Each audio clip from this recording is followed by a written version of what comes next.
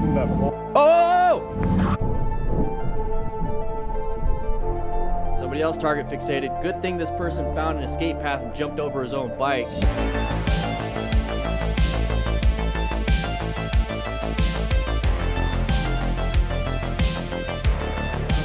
Dr. Twist. The bike's fall caused by target fixation. Target fixation. Later. Somebody already crashed. To come. Somebody already crashed. Are we rescuing that rider? Okay. And then I guess he target fixated a little bit. He flattened that whole. Oh!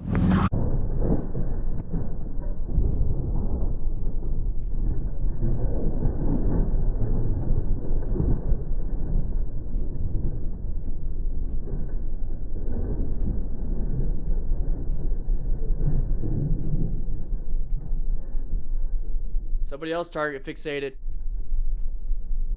Somebody else target fixated. Good thing this person found an escape path and jumped over his own bike. Oh.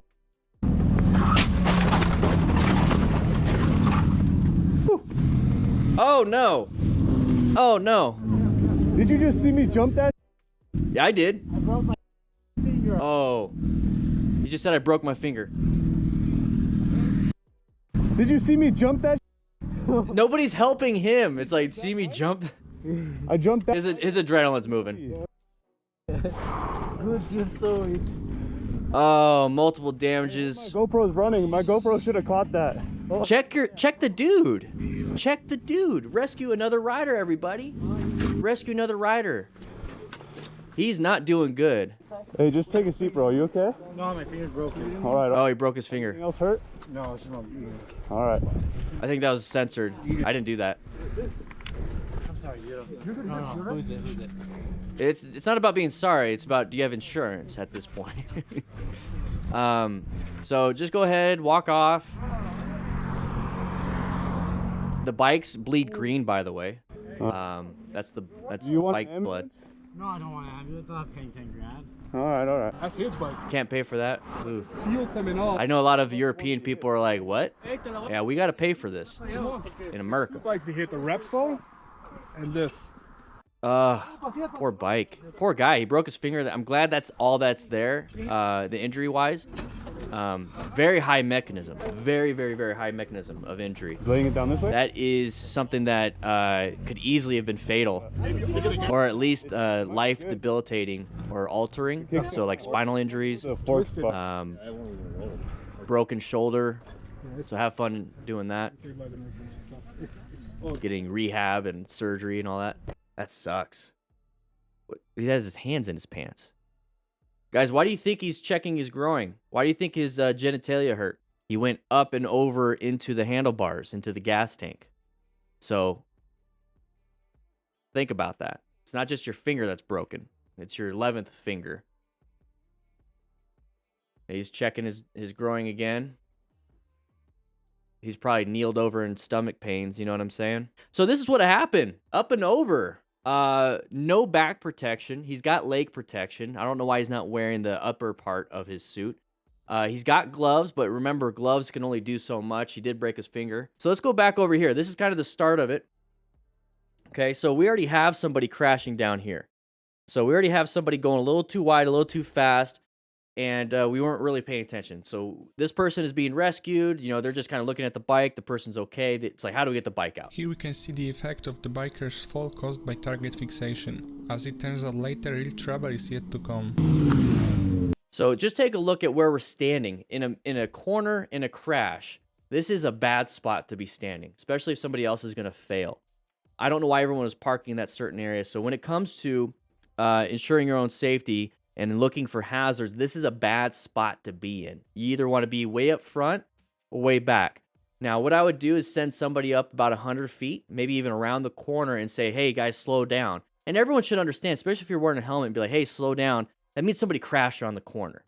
Now, this might be a very fun corner, but it looks like in the mountains we have many more to do. So this one, tell everybody to slow down, because this is exactly the problem when it comes to rescuing another rider and firefighters and police officers or any bystanders getting killed on an accident scene, is because people like this, whether a car or a motorcycle, go a little too wide, target fixated, got rubbernecking, they're looking at the accident and then crashing in front of them. So this is why we need to send people down the way to slow down others. So this is a terrible spot to be in. I don't know why everyone's sitting here. Move over a little bit more. You can park the bikes and walk here. That's fine. Wide. And then So this person's going to go a little bit fast, a little bit wide. So there's the moment of, oh, shite. Not a good thing. Now, that speed is pretty heavy. What do you think? Maybe he was passing up the person behind him? It's going a little too fast. So couldn't stop in time. Now, the mechanism of injury that we're talking about here. Okay, so his left finger, it looks like it broke. His genitalia looks like it hurts. He's got a helmet. He's got, might be some protective gear.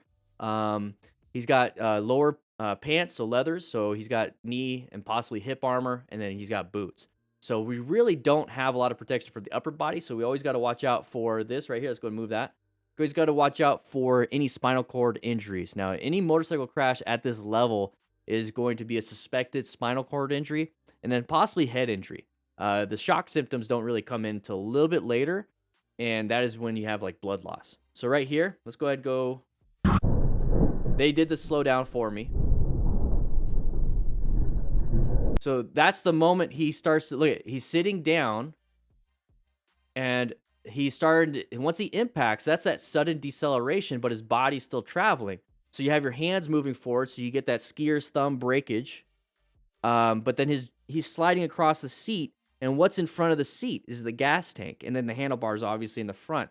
Well, your genitalia, male or female, it doesn't really matter, is going to hit that gas tank. Now, for males, we have external genitalia, and females internal. Still hurts, but the thing is, the external can easily get ripped off. So that's the moment we impacted. You can easily blow up your testicles doing that. So that's where that mechanism is. So mechanism. When you see somebody crash, you try to recreate the scenario so you can start to look for the specific injuries. When I see a frontal impact like this, I look for frontal injuries, especially the genitalia. When I see a T-bone accident, I look for wherever they got hit. So the leg and that hip area, the other leg might not be as injured. That's where the main impact was. So this is the priority right here. And here's the thing, nothing you could do on scene. There's nothing you could do unless he's bleeding out. Then you could stop some blood flow to get yourself a rescue kit, which, by the way, we only have 2 left. So grab yours now. We might do pre-orders for the next one. So he's going to go up and over. Now we're going to try to find our own escape path. So there's the back injuries. Jump over. Now we're going to be okay. So if you hit your helmet, it's fine at this point. You might want to check it, but it's not going to be like you can't wear it anymore. Got full leathers. So a lot of people have full leathers, but the thing is, speed will still destroy you. So there's him on the ground. Let's see it full speed. High impact, happens quickly. So not wearing full gear.